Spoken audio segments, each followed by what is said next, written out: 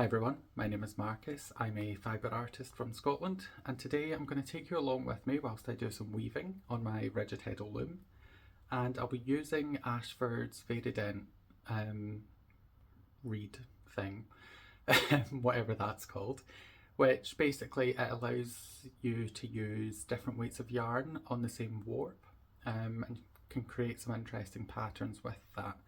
When I bought the vari-dent reed when I bought my loom, so over a year ago now. I've never used it.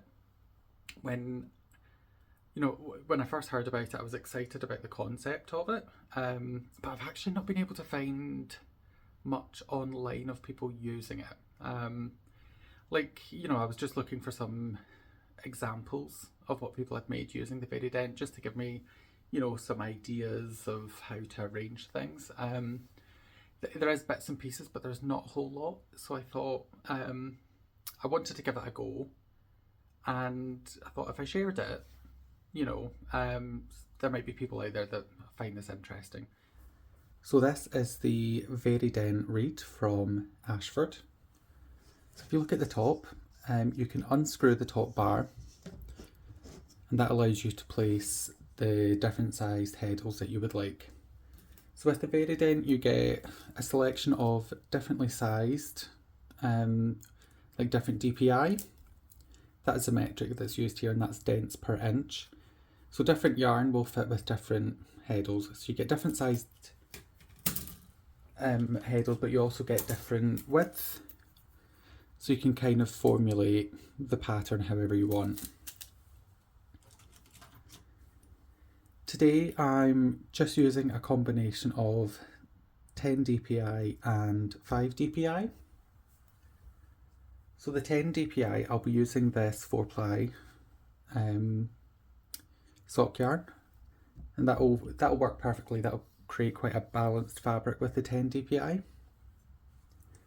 And for the 5 DPI, I will be using the core spun. This, as you can see, this is quite a bit chunkier. And so if you were to try and use this yarn with a 10 DPI, it's going to get stuck and it's going to kind of fray the yarn, it's going to fluff it up, and it could also break the yarn. Whereas with the 5 DPI, it shouldn't cause any problems. So the pattern that I'm going in, I've got 40, this will create 40 strands of yarn. And then there'll be 8 strands of yarn, and then 20, 20, 20, 8 and 40. So it's symmetrical. And that's a pattern that I will follow with my weft yarn as well. So I'll get kind of a square of 20 going across and going up. And then, the same throughout. And I think that will create a really interesting pattern, kind of a take on a tartan, but a bit more wild. So the materials that I'll be using today, I have this hand spun yarn, which is core spun. I will be using this in both the warp and the weft. Typically you wouldn't use a single yarn, like a non-plied yarn. You wouldn't use that as warp because they can be a bit weak. But because this is core spun, that means that what you're the wool, the fibre that you can see, has been spun around an already spun yarn, so it's kind of plied. That said, I do have concerns about the strength of the yarn. With the warp is held under quite a lot of tension, so there is a risk of it snapping, which is why you wouldn't use plied. But I'm going to give it a go. If I have problems, I'll deal with them as I go. So I've got 4 skeins of that, and then this is just some hand dyed 4-ply. It's seconds quality of my own hand dyed. I've got a bunch of these lying around. Don't know if you can see, there's some kind of spots that aren't quite as saturated as they should be, and they've just been kind of sitting in a pile in my studio. I could have re-dyed them, but I just never got around to it. And so we're going to use them today. So this is 4-ply, and this, it's core spun hand. It's hand spun coarse spun yarn. It's very irregular. You know, there's chunky add-in, there's probably some bits that are even 4-ply themselves. Um, so yeah, that's what we'll be working with.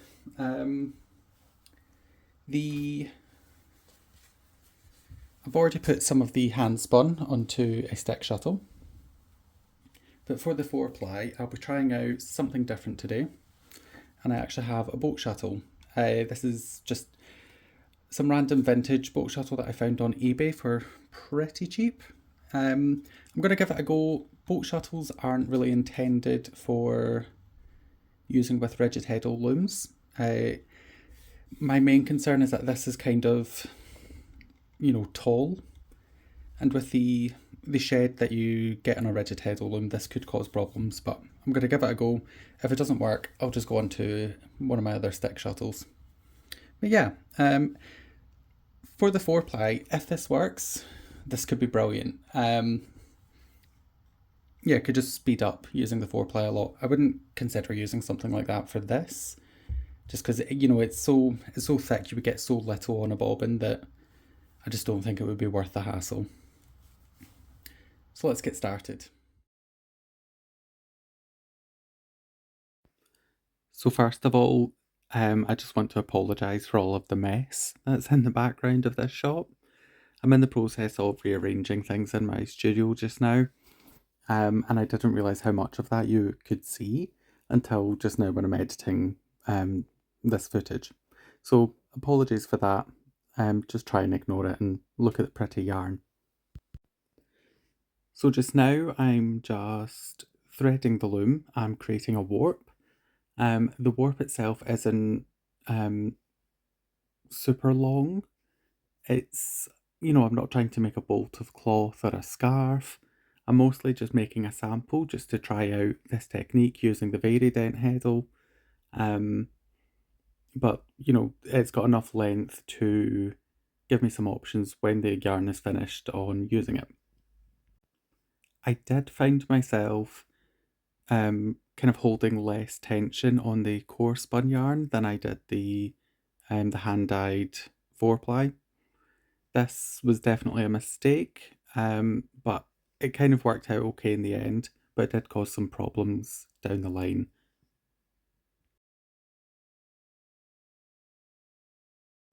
So after cutting the warp, I wound the warp onto the loom, and then I went in and I made sure that every slot and eye on the heddles was threaded, and now I'm just tying them onto the loom. I did tie these bundles of yarn a little bit bigger than I should have. This kind of creates a problem when you start weaving that it's quite gappy. But once you weave a couple picks of some scrap yarn, it kind of joins the gaps up. And it wasn't too bad, but I did have to do a little bit more scrap weaving before I could really start the actual process of weaving the fabric.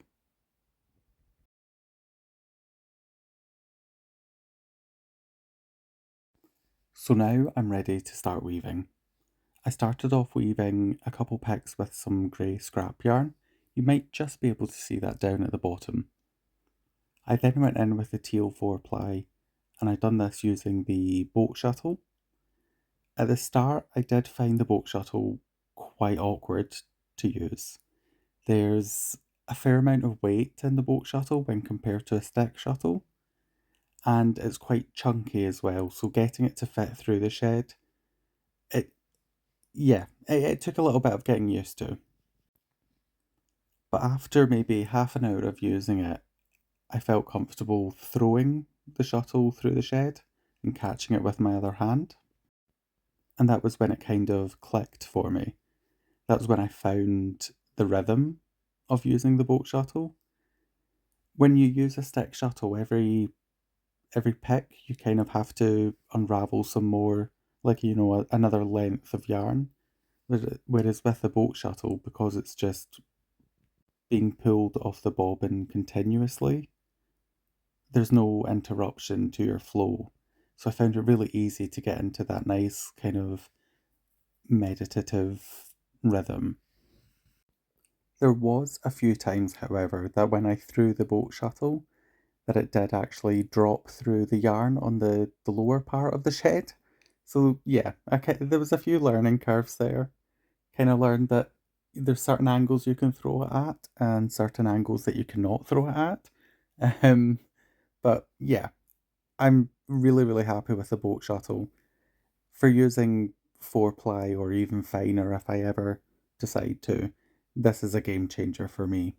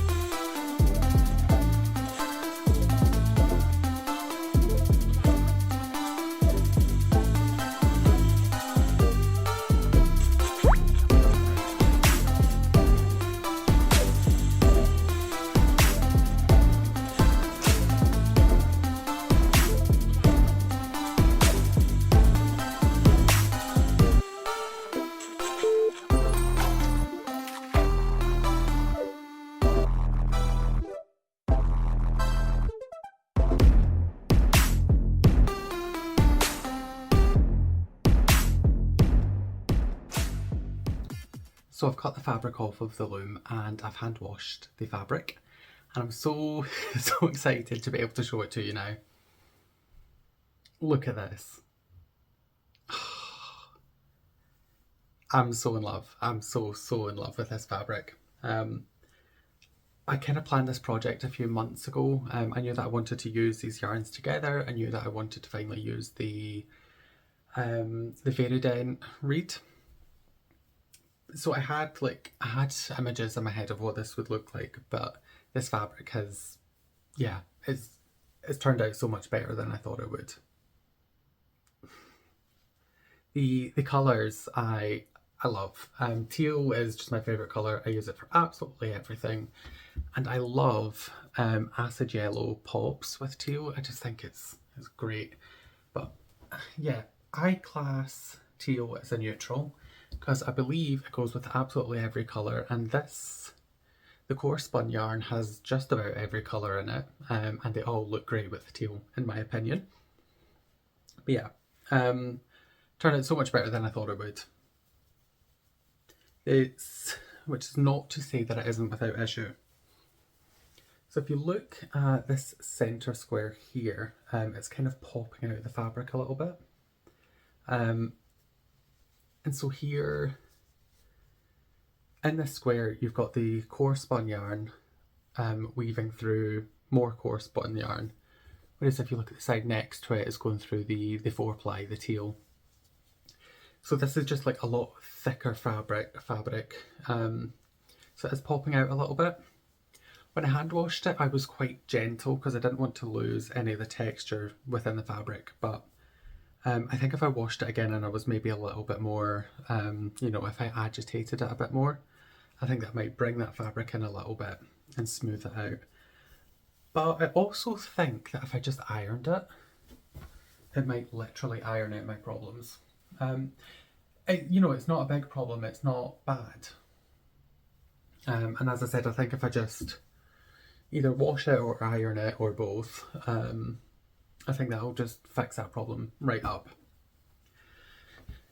So yeah, this is what I wanted to get into weaving for. I wanted a way to use art yarn because I love making art yarn. I just never really knew how to use it in a way that was going to show it off best. And yeah, I think for me and the art yarn that I like to spin, I think weaving has ticked that box. It shows off brilliantly.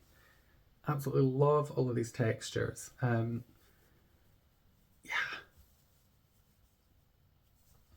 So next up for this, because this isn't the finished project, it's a good amount of fabric. Also, I've not snipped any of the ends. I'll get around to that at some point. It's a good amount of fabric, but it's not length enough for a scarf. That wasn't what I was intending to make, but you could definitely use this as a shawl, if I could actually get it over my shoulders. Yeah.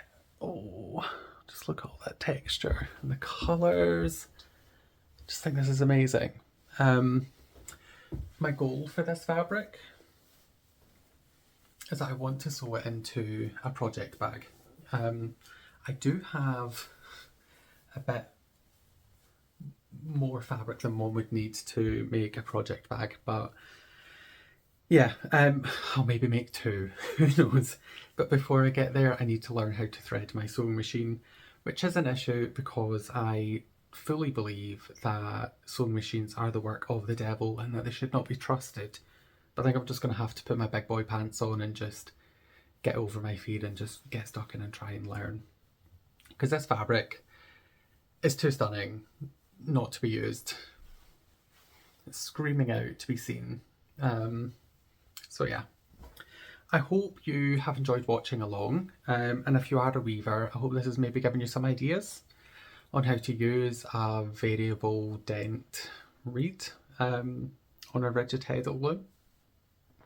Because as I said at the start of the video, I had no idea. I mean, I understood the concept of how to use it, but I just wanted to see some examples of how people had used it, and I just couldn't find much out there. So I hope that, I hope someone gets something out of this video.